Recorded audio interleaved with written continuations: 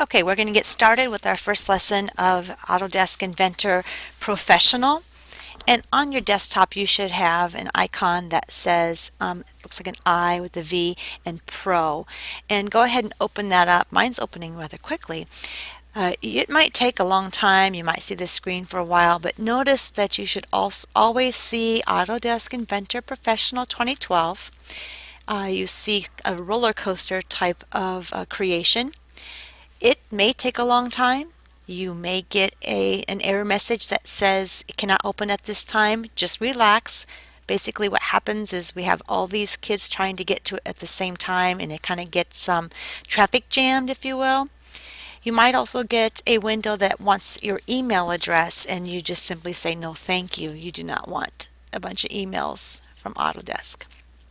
Okay, this is a home screen, and I refer to this button as kind of the file button, like in the Microsoft Word, where you create something new, open. The save is what we use here, and then we would use print.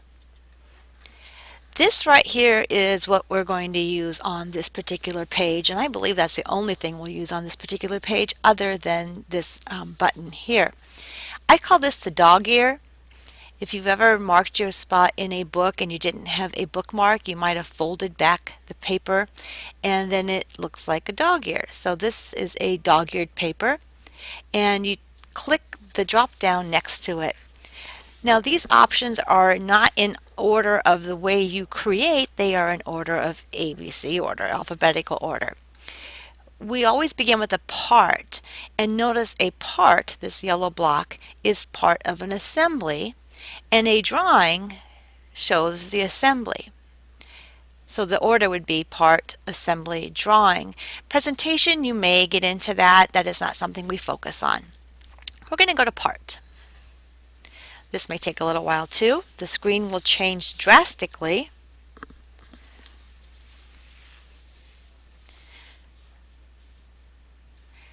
And notice it is labeled part 1. You do want to definitely make sure that you get that changed.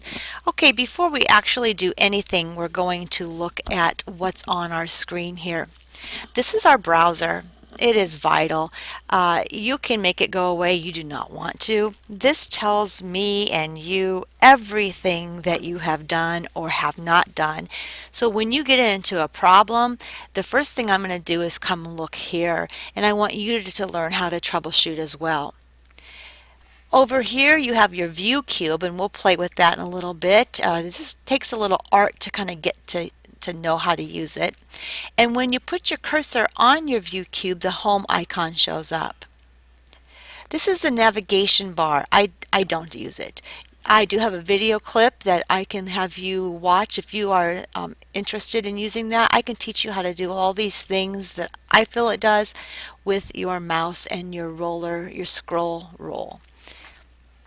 Up here, you need to be friends with the icon here, the undo, because sometimes you'll do something and it will mess up your whole drawing and you want to undo it rather quickly.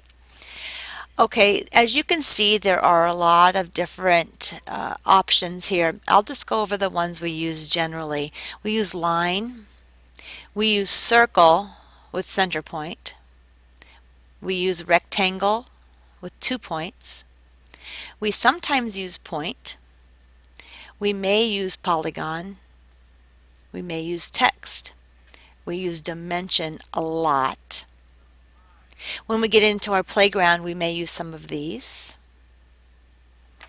We use trim, you might use rotate, and about the only other one here that you'll use a lot is Finish Sketch. Finish Sketch takes it from that grid to where you can now make it three-dimensional. Okay, so I'm going to undo and go back, click front, and notice that my screen, my boxes, my scale went little. This gives me a good time to show you that wherever you put your mouse and scroll with your scroll bar, it will scroll into that area, and you can also hold your scroll down and move it. I'm out of time for this one. We'll come back to part 2. too.